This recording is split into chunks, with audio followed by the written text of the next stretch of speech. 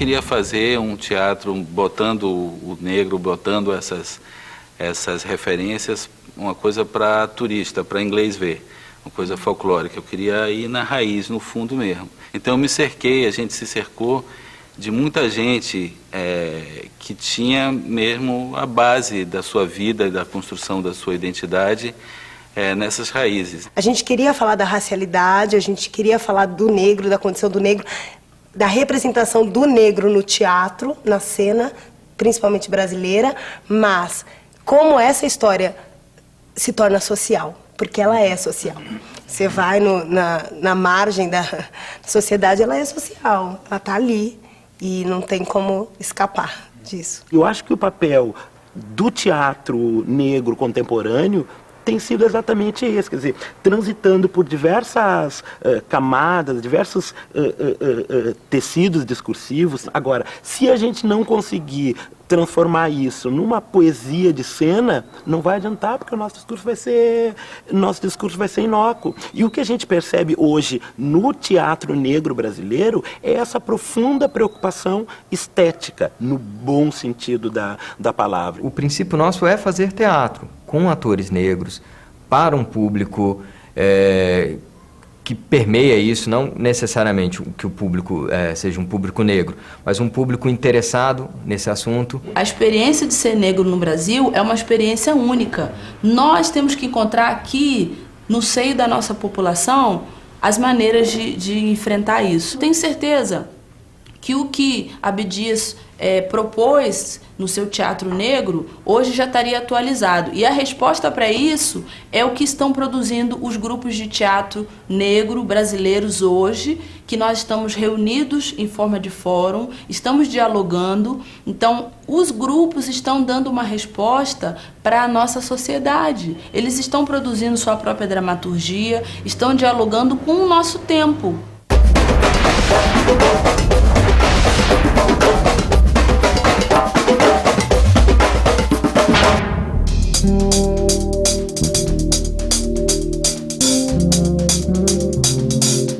Eu ganhei uma bolsa de aperfeiçoamento nos Estados Unidos, com residência com um grupo de lá. Era para eu ficar lá 9 meses, eu fiquei um só e voltei, porque não era aquilo que eu queria fazer também. E entendi que o que eu queria fazer tinha a ver com a Bahia, tinha a ver com um teatro que não pudesse ser feito em nenhum outro lugar do mundo, só na Bahia. E aí Chica já estava, desde a Gênese, a gente discutia muito isso, mostrava o projeto como projeto para ela e para outros artistas também que estavam ligados a um processo, a uma história de vida nossa, até que o Olodum sinalizou como primeira instituição que gostaria de estar junto com a gente nisso. A gente resolveu, primeiro, que o Olodum não bancaria o projeto, que daria um apoio institucional, que era um projeto nosso, que a gente teria que correr atrás de finanças e de recursos para executar os projetos que a gente, por acaso, fosse fazer. E a gente pensou, bom, que ator é esse que a gente chama? E a gente chegou à conclusão que a melhor forma era abrir uma oficina e ver quem vinha e escolher quem vinha a partir de alguns critérios. Aí a gente fez e vieram quase 100 pessoas para a primeira audição. Dessa audição ficaram 30 e desses 30 a gente criou o Bando de Teatro Olodum. Esses atores tinham um jeito de representar as relações humanas, as relações sociais, as emoções, e que vinham exatamente de seus grupos, né, dos seus processos. E aí a gente partiu para a rua, partiu para mandar eles irem para a rua pesquisar os seres humanos que estavam ali, aquela diversidade cultural que existia no Pelourinho, que é onde a gente começou a ensaiar, e eles iam e traziam material e a gente ia improvisando, e a partir dessas improvisações a gente foi criando tanto um método de construção, de criação de personagem de espetáculo, quanto um processo de escrita dramatúrgica, né, para esse grupo.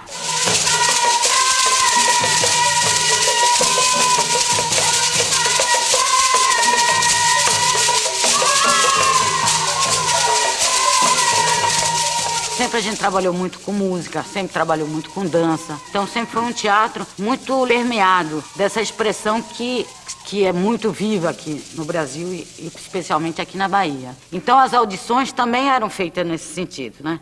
Tinha a dança afro, tinha percussão, tinha música, enfim, não era só uma coisa de representação teatral. E assim, foi uma viagem muito, foi para todos nós, eu acho, muito instigante.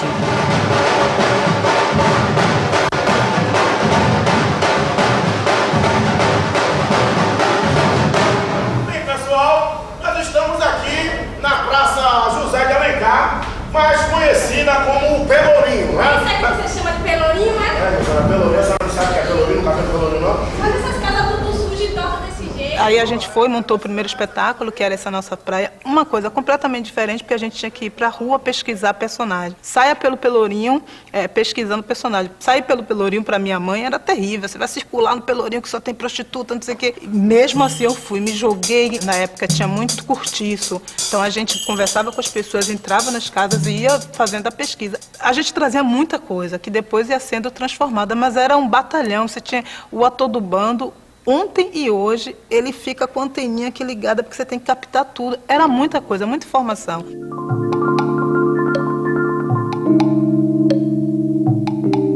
A gente não nasceu com a ideologia de grupo, mas nasceu com a ideologia de que seria um grupo negro, né, para fazer teatro negro. Mas foi depois, com o resultado desse primeiro espetáculo, Transegum, que a gente se definiu como um grupo com continuidade. Então, logo a gente estreou, a gente já começou a pensar no próximo projeto, que foi o Hamlet Sincrético, que também era um espetáculo, né, com as mesmas características, né, um grupo de teatro negro, e que abrisse espaço não somente para atores na cena, mas para técnicos, não é? Então, assim, toda a equipe é formada por artistas negros. No caso, o Transegum, que tinha um personagem branco, e a gente acabou adotando isso para os outros espetáculos. Então, todos os espetáculos do Caixa Preta sempre tem um ator branco. E a gente brinca que isso é uma forma de a gente dizer que, sim, o nosso país precisa de cota, né? A gente acredita em cota. Voa aqui, minha Luanda, voa aqui, meu Jurema,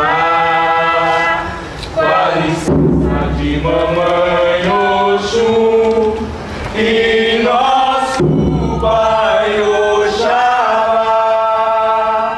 Naquele período, a gente foi reunindo uma série de pessoas que já vinham por essa via. Nós estamos e nós temos pessoas negras em todas as áreas, né? Se tu precisar de figurinistas negros, tu tem. Se tu precisa de técnico, tu tem. Precisa de um fotógrafo, precisa de... Em qualquer área, nós tínhamos pessoas negras. E eu me associei ao Caixa com essa perspectiva de poder juntar essas pessoas, juntar essas diferentes áreas de atuação para dizer, não, nós estamos aí sim, e nós estamos aí. Né? Estamos aí, nós somos, nós vivemos, nós fazemos o teatro, nós atuamos, nós exercitamos. E isso é uma coisa que eu acho que o Caixa vem para dar isso, né? Para a gente buscar isso. É esse trabalho continuado, é esse exercitar. Porque a gente só chega à excelência, seja em que profissão for, com o exercício. Tu não chega à excelência de nada se tu não exercitar.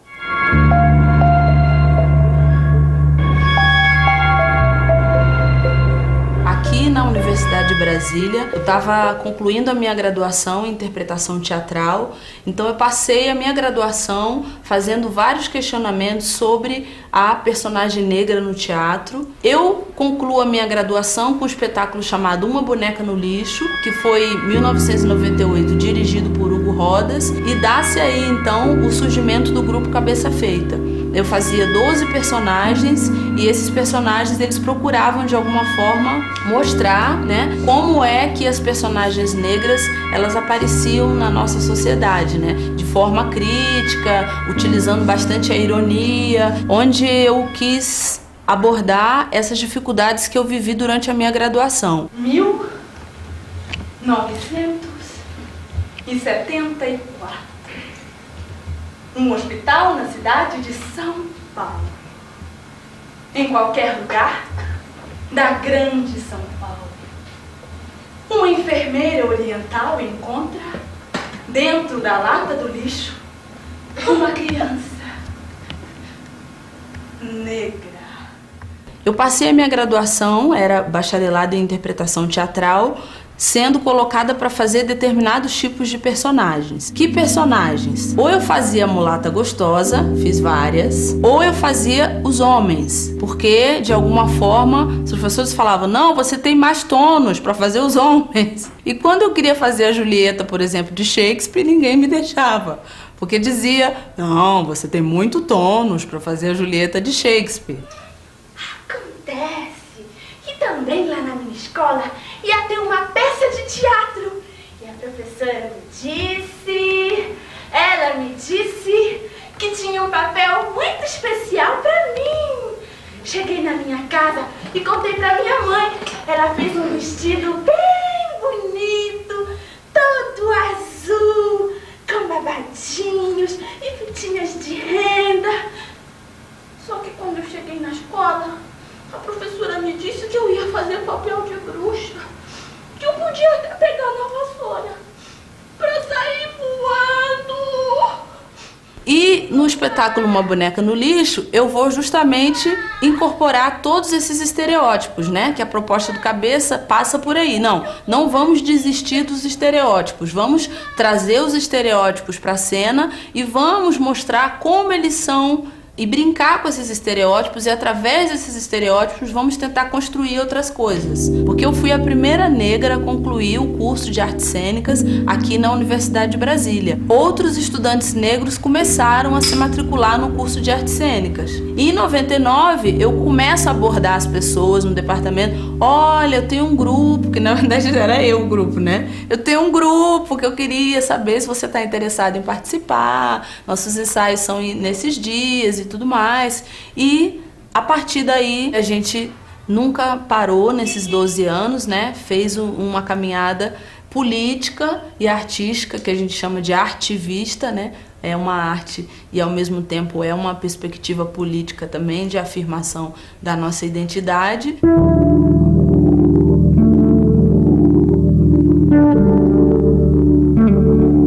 O Teatro Negritude, ele surge em 1993, na época ligado ainda ao Movimento Negro Unificado, mas um teatro ainda bem panfletário, correspondendo a essas questões do Movimento Negro Unificado, MNU. E o grupo foi se transformando de forma que, percebendo a necessidade de ser mais artístico.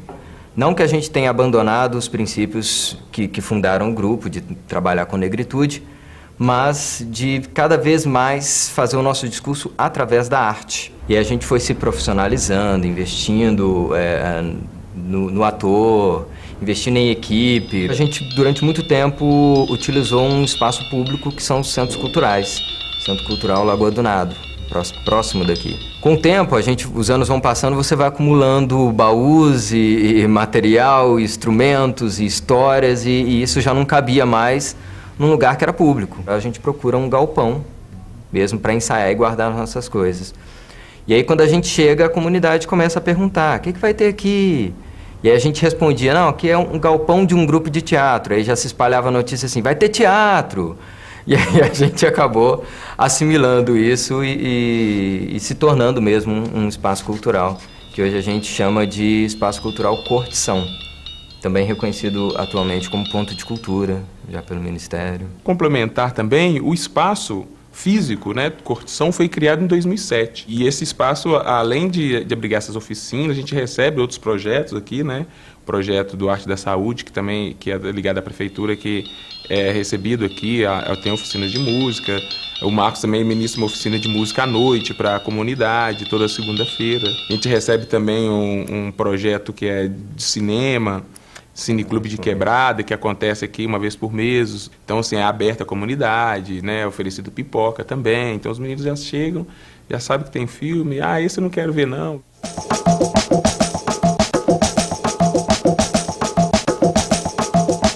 Em 2007, eu fui fazer um curso de direção na Escola Livre de Teatro de Santo André. E, num dado momento do curso, o diretor tem que desenvolver uma pesquisa autoral. Nessa ocasião, eu convidei o Gé Matias e a Thaís porque eu gostaria de pesquisar a questão da invisibilidade social, tendo como base um texto do Timochenko Webb que se chama Um Longo Caminho que Vai de Zero a N. E aí, a partir desse momento, as questões foram aparecendo, as questões que nos tocavam foram ficando cada vez mais fortes e nos despertou ainda mais questões.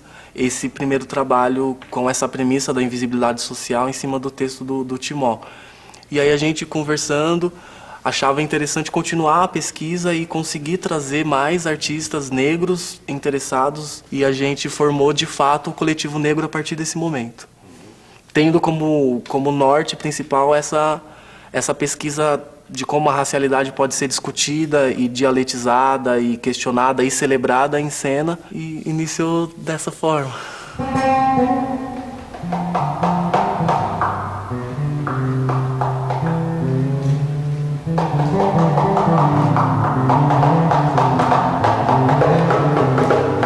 Nós 5, menos o Rafael, nós somos formados pela Escola Livre de Teatro de Santo André. E o Rafa, ele é formado pela EAD, pela Escola de Arte Dramática da USP.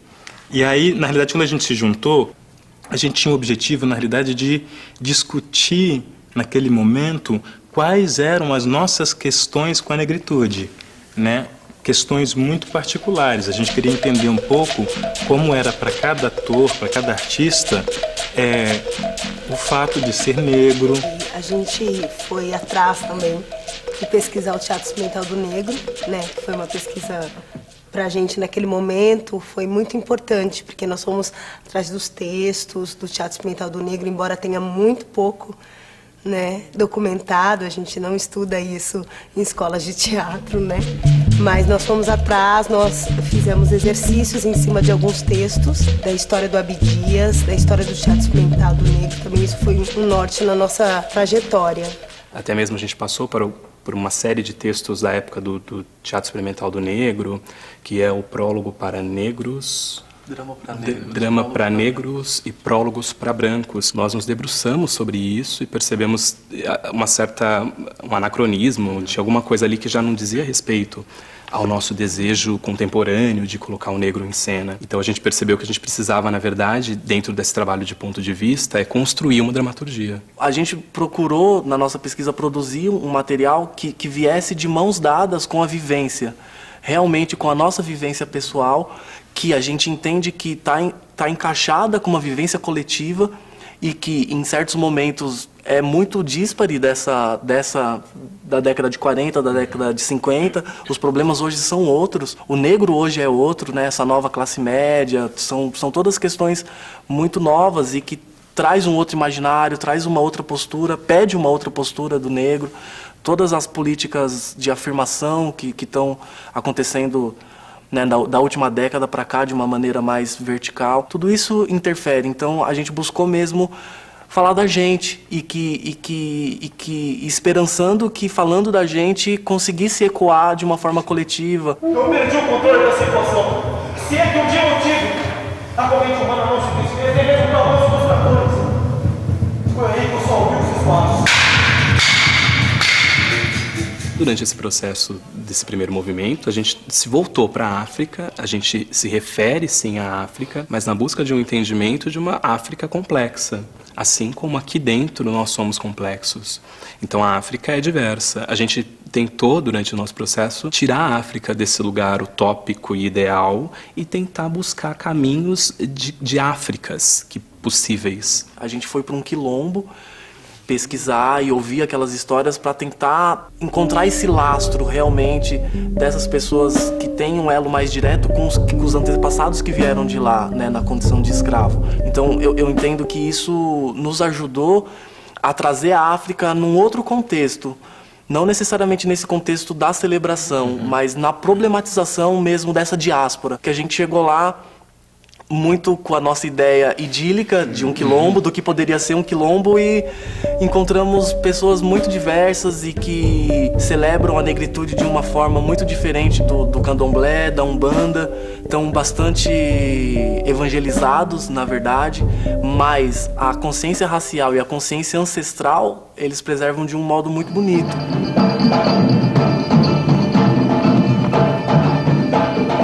Salve! Aonde vai?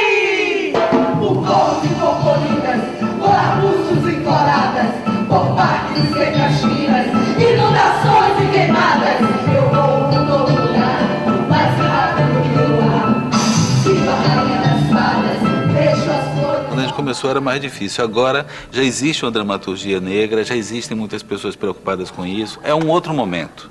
E graças ao esforço de muita gente, ao trabalho, à luta constante, cotidiana de muita gente. Mas eu acho que se você constrói o ator, você constrói uma dramaturgia. Aí eles queriam fazer uma peça de verdade, ou seja, um texto previamente escrito por outra pessoa que não eu, ou que não feito por esse processo de construção coletiva ou colaborativa. E aí a gente trouxe Wojciech. Então houve uma apropriação ou uma adaptação do texto para caber na Bahia, mas era tão baiano, a apropriação dos atores, né, quer dizer, dos personagens pelos atores era tão intensa que aquilo se passava numa festa de largo em Salvador, era facilmente reconhecido como isso. O problema mais sério que a gente teve em relação a isso foi uma ideia material, porque tinha 2 atores, na verdade que o projeto era dela, era de Vera Holtz, o projeto inicial, e ela e Guilherme Leme faziam Medea e Jazão na Medea material de Helen Miller. E o bando fazia o povo de Medea, ou seja, o coro. E aí realmente teve um conflito entre 2 atores brancos da mídia e um grupo negro fazendo suporte para esse casal, até que a gente conseguiu entender, quer dizer, os atores do bando, que o coro numa tragédia é o protagonista, de fato, e é quem dialoga, tem tanta importância quanto o protagonista. Então, cada papel criado para ser esse coro e a evolução desse coro era o nosso discurso. E a apropriação de Shakespeare se deu exatamente pela tradução de Bárbara, porque como a tradução de Bárbara Leodora respeita as formas originais, né, de versos ou prosa, ou determinado tipo de verso para determinado tipo de personagem ou situação, a gente trabalhou muito com a rítmica disso. E a rítmica disso é que nos levou aos ritmos do carnaval, já que o sonho de uma noite de verão na Bahia é no carnaval, né, que se dá.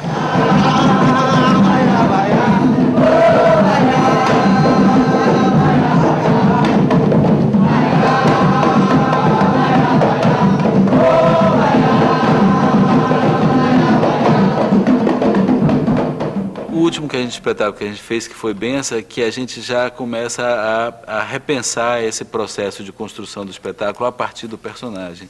E a gente está começando a discutir a construção do personagem a partir do discurso, do que a gente queria falar. Porque esses personagens que a gente foi pesquisar no mundo real, a gente trouxe eles em imagem, em vídeo, né, para o espetáculo. Já passaram por esse palco, que hoje não mais existe fisicamente. Muita gente que não pensa nisso, pensa em fazer maldade com os outros, fazer isso, fazer aquilo, pensando que... A gente não precisava representar, porque ele estava presente. Então era construir o diálogo com essas imagens, com esses discursos. E é um processo que foi novo para a gente, mas foi um processo de realmente entender que o teatro extrapola a fábula, né? Não é só através da fábula que se faz um discurso. Como o Cabaré da Raça também é isso, né? Quer dizer, não é uma fábula, é um discurso constante, são vários discursos entrecruzados e entrecortados que constroem um nosso discurso. Edmilson, você é da resistência, Edmilson. Edmilson, deixe-me só acrescentar 2 linhas do seu discurso. Puxa, acrescente o que você quiser. Olha só, Edmilson, sabe o que é que acontecer no Brasil?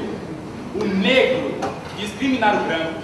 Porque isso não é discriminação, e sim resposta. Márcio veio com a ideia baseada na revista, né, da Raça. Então, começamos a pesquisar pessoas na rua e começou o trabalho de improviso e foi dando tudo meio que certo, e aí fomos pro palco. 15 negros com lente de contato azul. Isso na época era meio punk, né? Tinha também uma necessidade dos atores. Eles falaram, não, a gente não quer mais fazer gente mulambenta, pobre, não sei o quê. A gente quer estar bonito em cena, né? A gente quer fazer outra coisa. E aí que Márcio veio com essa ideia e estava surgindo na mesma época a revista Raça. Então, desse negro fashion. Todo mundo se transformou, todo mundo ficou mais bonito, mais... É verdade, mais fashion. sabe? A gente começou a arriscar mais, essa coisa de botar lente azul, que no primeiro momento parecia uma coisa assustadora, pra mim, pelo menos. Depois virou uma coisa, você pode fazer o que você quiser, entendeu? Você pode pintar seu cabelo de vermelho, você pode raspar, você pode fazer o que você quiser, porque pode ficar interessante. O cabaré trouxe isso. O negro fudido voltando pra casa, isso é real. Ô vagabundo, fora a cabeça! O que é que você tá fazendo aqui uma hora dessa? Calma aí, meu senhor, eu explico. Eu sou artista, trabalho em uma peça. Eu canto em dança e toco percussão. Eu sou do bando de teatro Odu. Tô aqui parado esperando o pernoitão pra Cajazeira 2001. Sabe, Anansi, por aqui já se passaram muitas pessoas, mais fortes e mais jovens que você. E nenhuma conseguiu voltar. Anansi não disse nada. Apenas desceu mais uma vez sua teia, do céu até o chão. O primeiro espetáculo que o grupo monta chama Conversa de Dois. É em cima de um rap, que é o Diário de um Detento, dos Racionais MCs, e um texto do Guimarães Rosa, que é a Conversa de Bois. E essa junção criou esse primeiro espetáculo. Então a gente pegava uma linguagem que a gente gostava muito, que era muito bacana, que é o Guimarães Rosa, mas conseguir, através desse rap, contar essa história para a comunidade de forma que ele sentisse que era um teatro feito para eles. Né? Esse sempre foi uma preocupação. Aí a gente monta A Viagem de um Barquinho,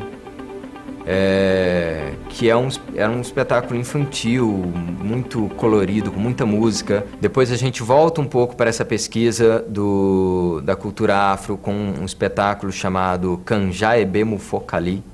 É uma língua inventada, a gente inventou uma língua e construiu o espetáculo em cima dessa língua inventada. Depois a gente constrói A Saga do Caboclo Capiroba, né, um texto de João Baldo Ribeiro. Posteriormente, A Lenda de Anansi, que é um conto africano, um conto Axante. E agora, mais recentemente, a gente está montando esse espetáculo que é o Abiku, que é um mito iorubá, né, crianças nascidas para morrer, mas que a gente linka com histórias nossas, histórias dos atores. A missão de criar o mundo ficou a cargo de Obatalá. A missão de criar os seres humanos ficou a cargo de Obatalá. Tarefa só árdua, meticulosa e só cumprida pela interferência de uma mulher. Nesse processo também nasceu o Griot Histórias e Cantorias, que hoje eu e o Marcos a gente está mais à frente, que também a gente trabalha a linguagem do griot africano, né? Então a gente vai pesquisar como é esse griot africano, como é o modo que ele conta histórias, o que ele leva além das histórias. E aí a gente sempre diz nas nossas apresentações que nós somos aprendizes de griot. Só que a gente vai trabalhar com a nossa linguagem, com a nossa corporeidade, com a nossa musicalidade. É o que dá o diferencial da nossa contação de histórias, né? A gente sempre tem, que a gente fala que é o dado fundamental da história.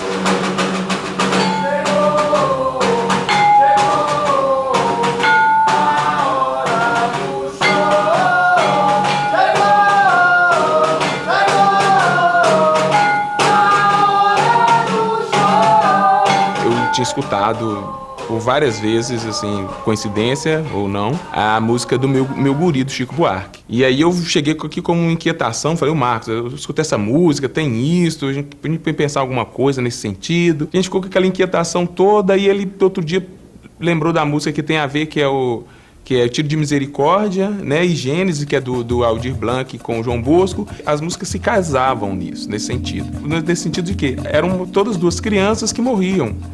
Né, mas a gente não sabia qual era a idade do menino que morre na música do meu guri. Mas é do Aldir Blanc e do João Bosco, ele fala, 13 anos. O menino morreu aos 13 anos. Então a gente ficou pensando, quem são esses meninos que morrem aos 13 anos? Então a gente começou a pensar em relação à nossa comunidade. Quem são esses meninos que morrem aos 13 anos? A gente começou a ver que esses jovens, essas crianças, são os abicus.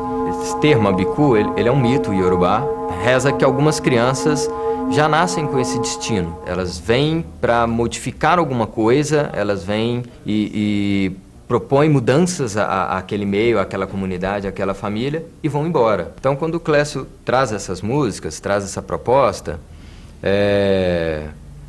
eu pensei que colava muito com o discurso que a gente já estava pensando em fazer dentro de falar um pouco dessa realidade, dessa sociedade que tem matado precocemente crianças. Aí eu trouxe para esse processo esse mito, né, que eu já conhecia dessas crianças, mas numa ideia de contrapô-lo, se não opô-lo, contrapô-lo pelo menos. Da gente tentar mostrar para a sociedade que o que está acontecendo aqui não são crianças com destino ou que eles nasceram para isso mesmo, é que alguma coisa precisa ser feita. Tive que, se todo mundo se responsabilizar um pouco, a gente pode mudar isso, se não terminar, pelo menos diminuir um pouco. Em relação a essa questão da bicu, a gente quer problematizar e a gente convida o público, né, a pensar, a refletir sobre essa questão.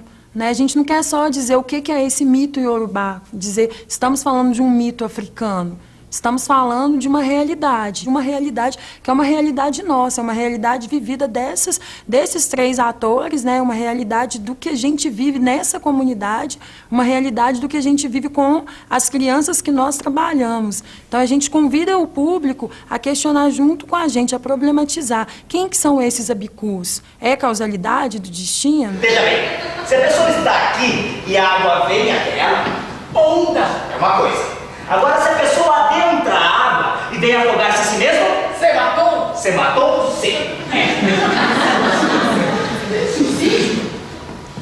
Mas foi legítima defesa? Legítima defesa nada. Essa era louca de chupar parafuso. O quê?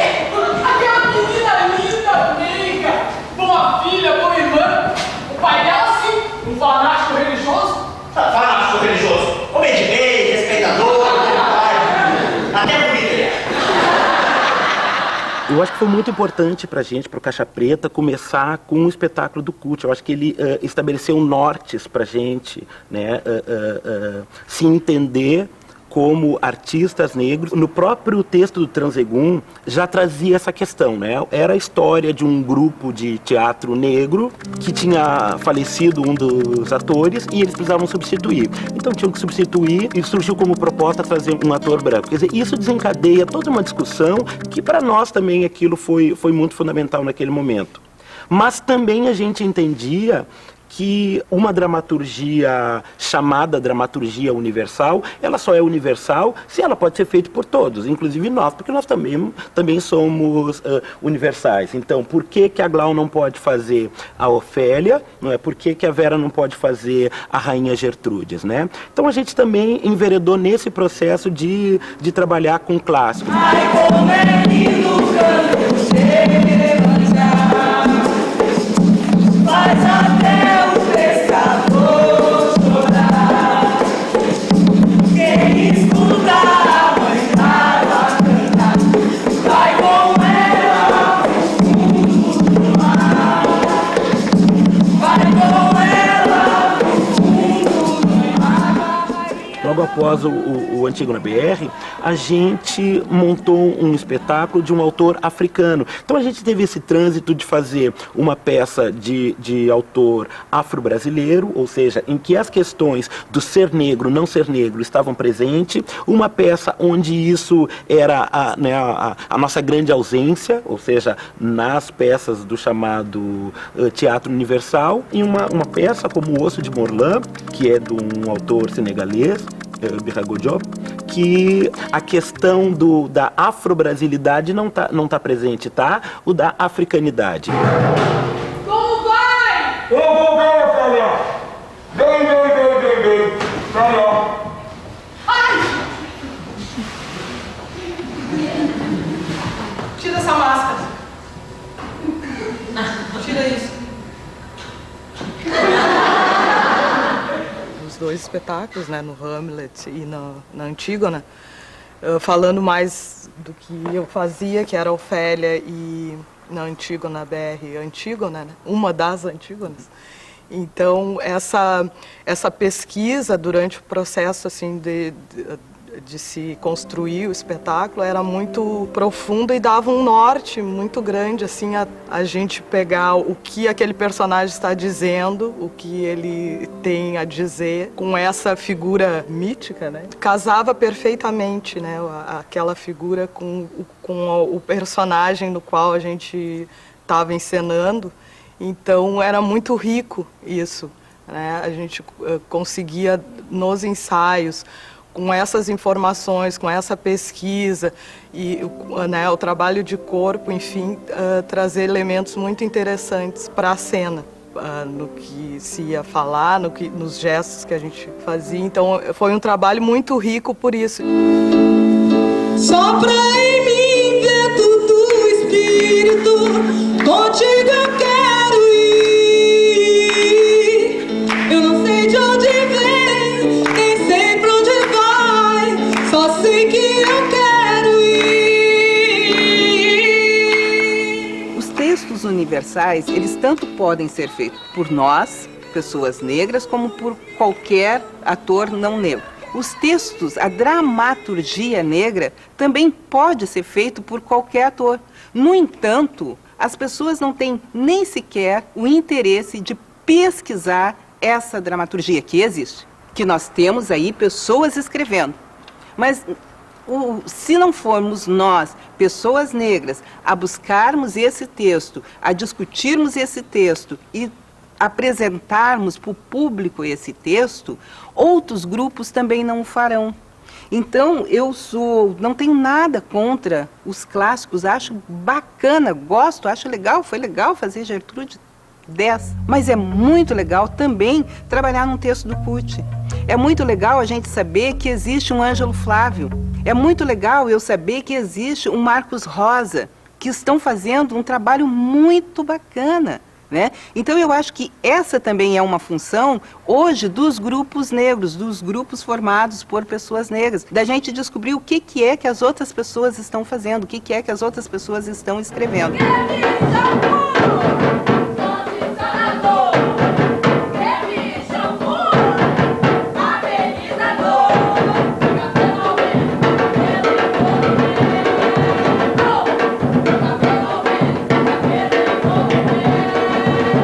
Em relação à construção ideológica, primeiro nós fomos, ainda falando dessa fase inicial, né, fazer os estudos básicos sobre os grupos que já existiam com essa proposta de teatro negro.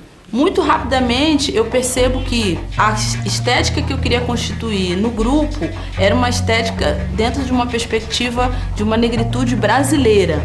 Então, a negritude do grupo Cabeça Feita, ela está inserida nessa perspectiva. Não é uma negritude africana, nós dialogamos com essa ancestralidade, mas nós entendemos que a experiência de ser negro no Brasil é única e particular. Então, esse ponto de vista nós temos que ter em consideração e, para isso, nós temos que ter uma própria dramaturgia. E muito se escreve sobre o negro, mas o que o negro tem a dizer a partir do seu próprio ponto de vista? Então, aquela mulher que entra como uma empregada, para a gente não é um problema o papel da empregada. O que a gente quer saber é qual é o ponto de vista da empregada. Não importa se é rainha ou se é empregada. A questão é o ponto de vista. Se essa empregada tem uma tridimensionalidade, se ela é uma personagem humana, se ela tem todos os lados, então ela interessa pra gente no nosso repertório. A raiz é agressiva, escova progressiva. Se a raiz é agressiva, escova progressiva. Se a raiz é agressiva, escova progressiva. Se a raiz é agressiva, escova progressiva. Através de um trabalho que a gente fez em comunidades de periferia, nós vimos que faltavam muitos referenciais positivos para os jovens. Então isso inspirou a criação de um espetáculo chamado Doutora Cida, que é uma peça sobre prevenção de doenças sexualmente transmissíveis, onde a gente coloca uma médica negra como sendo o protagonista do espetáculo, depois Petardo, que é uma história de amor que a gente monta, porque a gente percebe que faltam histórias de amor com personagens negros, porque se fala muito do cotidiano da violência e tudo mais, mas e as histórias de amor que pessoas negras poderiam ter, né? Como é que essas histórias seriam contadas? Então, que a gente queria levar isso para a cena. E é esse o espetáculo que aqui no Brasil chamou Amor Infinitamente Provisório e que em Angola foi com o nome de Petardo, quando a gente fez a temporada lá. E dali a gente vem caminhando com outros espetáculos também. Comédia do Absurdo, que é uma peça que a gente faz muito crítica em relação a escrutinar mesmo, assim, colocar de uma maneira bem crítica o mito da democracia racial, né? Toda a questão dos absurdos que a gente tem no nosso país em relação ao racismo. Comédia do Absurdo, ela não é uma peça única. Tem o nome Comédia do Absurdo, porém, determinado local que ela vai ser apresentado que ela, no caso, é uma formação de sketches. Então, é uma sketch. Se ela for para outro local, são novas sketches criadas de acordo com aquele local. Então, se for apresentar, por exemplo, num Congresso Nacional, são sketches um pouco relacionadas com a coisa do poder, da coisa do ar político, né, do país. Nós não estamos aqui para querer massificar ou estereotipar a questão negra. Nós estamos aqui para formar opiniões. Nós não estamos aqui exclusivamente negros. Nós pesquisamos, nós avaliamos as pesquisas, colocamos em cena, colocamos em prática, como se fosse uma simbiose. O grupo Cabeça Feita é um grupo, sim, de atores e pessoas negras.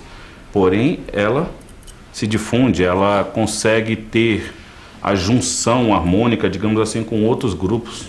Aqui em Brasília, por exemplo, porque o grupo, por exemplo, já foi a Belo Horizonte a fazer o Grupo Galpão. São atores e uma filosofia de grupo negro, porém, a harmonia são de todos, negros, brancos, índios. O próprio campo de pesquisa não é ligado somente a negro, tem Shakespeare, como a Cristiane falou. A gente quer uma sociedade melhor. Nós estamos fazendo um teatro para todos, né? O que nós queremos é um bom produto artístico. Esse é o nosso objetivo enquanto grupo de teatro. Aqui na cidade nós estamos inseridos na cooperativa de teatro, né? Eu participo de todos os movimentos teatrais da minha cidade.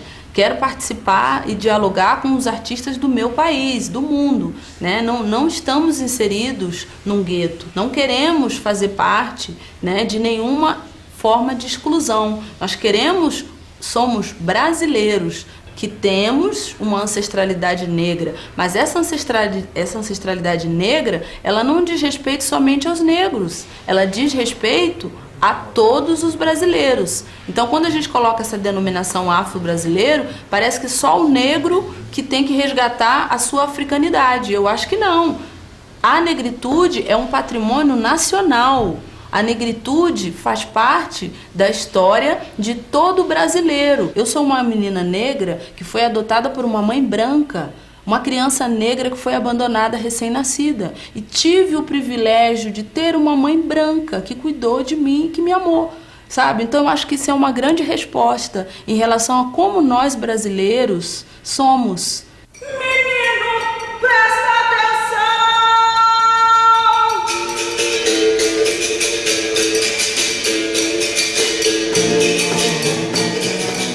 A gente discutia muito sobre os processos de cena. Eu me lembro que eu falei uma vez uma experiência que eu tinha, que eu não me lembrava de ter sentido muito preconceito quando eu era pequeno e tal. Mas é porque eu não tinha consciência. É só por isso. Mas eu me lembro de um dia ter chegado em casa, ter me olhado no espelho e ter falado: nossa, eu sou preto. Não é?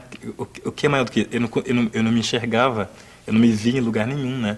Eu não tinha identidade. E naquela confusão, meus filhos que dormiam sozinhos abasteceram com sua própria carne as chamas que os consumiam.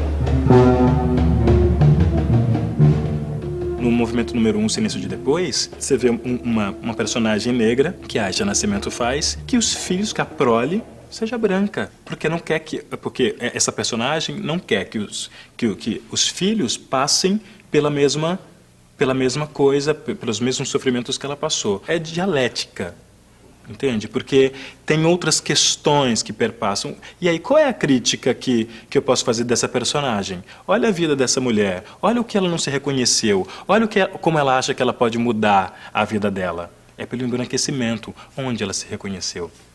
Né? Então, são vários tipos de personagens apresentando o negro e trazendo para a cena, para a tona, outras maneiras da gente se enxergar. Eu achei que fosse conseguir dizer não. Daí, as linhas da minha existência conforme o processo foi crescendo sobre que África que eu venho, principalmente depois que nós fomos pro Quilombo, né, tudo começou a se direcionar, né, de como fazer. Porque lá no Quilombo foi muito forte a questão de que o Quilombo eles sofrem uma ameaça de uma represa ser construída e acabar com o Quilombo. E tinha uma questão muito forte lá no Tendal da Lapa, que era o trem passando. E aí o Gé trouxe essa questão, falou assim, nós temos que trabalhar com essa questão do trem. E aí acabou casando essa questão do Quilombo, né, dessa ameaça que eles sofriam, né, de não saber até quando eles poderiam ficar ali, e o trem que estava ali, né, junto com a gente todo dia. Você era obrigado a parar de falar. Muitas vezes, no meio da improvisação, você é obrigado a dar um tempo na sua improvisação, né, de narrativa, né, ou de algum outro tipo de cena, para que o trem pudesse passar. E aí, quando tudo começou a ficar mais certo do que nós queríamos, o Gé começou a escrever, né, o texto, e também começou a fazer um treinamento mais específico. Ele trouxe um treinamento mais voltado para o bioenergético, para a gente conseguir ter tônus, né, ter força, né, força física, né, resistência. E aí esse trabalho foi nos ajudando a aumentar o nosso repertório. E a partir disso, nós fomos descobrindo, os personagens foram chegando, né, o texto chegou, e nós fomos fazendo experimentação em cima disso. Aqui é onde celebramos o passado e os nossos mortos ausentes, para que com eles nos vá também a nossa memória e a nossa esperança. A gente presentifica o passado para tentar encontrar entendimento e esperança no presente. E aí tem toda uma camada de leitura metafórica que a gente tenta traduzir dessa maneira, né? Essa desapropriação que é daquela comunidade, mas é também uma desapropriação do negro como um todo em relação a essa diáspora, essa desterritorialização que a gente sente, tanto social, quanto financeira, quanto educacional, quanto de imaginário. Como essa modernidade, ela acabou que passando por cima de algumas vidas de uma maneira muito cruel e acabou desterritorializando no nível do simbólico e no nível do social muitas famílias que majoritariamente são negras. Então, os 4 personagens, eles começam a refletir através de narrativa do seu ponto de vista pessoal, que depois engloba todo o ponto de vista da comunidade. Então, a história é pessoal, mas a tragédia é coletiva. Sabe, Anansi, você não é jovem, nem tão pouco forte, mas provou que a sabedoria que só o tempo traz lhe foi muito útil. Agora, o baú é seu. Anansi não disse nada.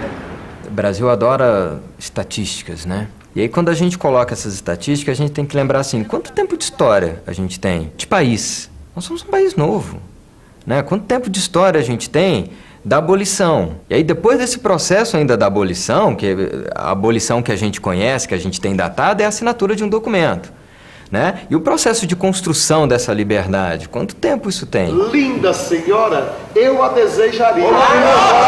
Não, assim, eu a requereria. Imploraria que não se amedrontasse, que não tremesse, pois dou minha vida para garantir a sua. Eu acho que o bando, ele tem o poder de mexer com você, não só do seu lado de ator, a parte profissional, mas de ideologia mesmo, sabe? Com o meu passar do tempo dentro do bando, eu me formei como mulher negra, porque até então, para mim, estava tudo muito tranquilo, não tinha discriminação, era fazer teatro, estava tudo ótimo. Eu fui me formando como mulher negra e atriz negra. Aí, em 96, eu não entrei por conta de ser negro, por conta de religião, por conta de ser uma pessoa politicamente correta. Entrei só porque eu jogava capoeira. Aí fui convidado. E é aí onde eu vejo a importância do bando. Porque depois eu fui aprendendo a ser um cara político, eu fui aprendendo a ser negão, que eu achava lindo ser moreno. Lindo, quando me chamavam de moreno, eu achava incrível. Aí depois eu comecei a ver que não era interessante isso, é sério. Comecei a ver o mundo de outra forma. O impacto que o grupo trouxe para a minha visão, a respeito da questão negra é muito ampla, né?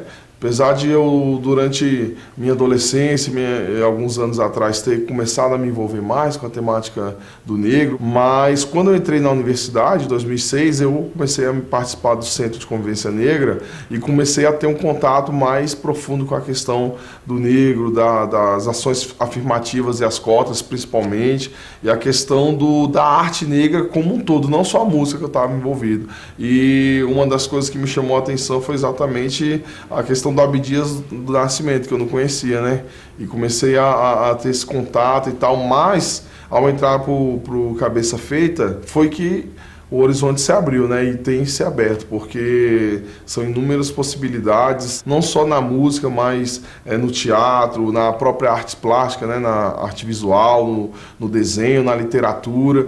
E quando o Cabeça entrou, né, no meu caminho e eu entrei no grupo, eu pude ver assim como é importante, né, essa expansão do horizonte do artista negro. Algodão, algodão, algodão, algodão, algodão, algodão, algodão, algodão. Será que meu cabelo é bom? Ou será que meu cabelo é ruim? Será que meu cabelo é bom? Ou será que meu cabelo é ruim? Quero viver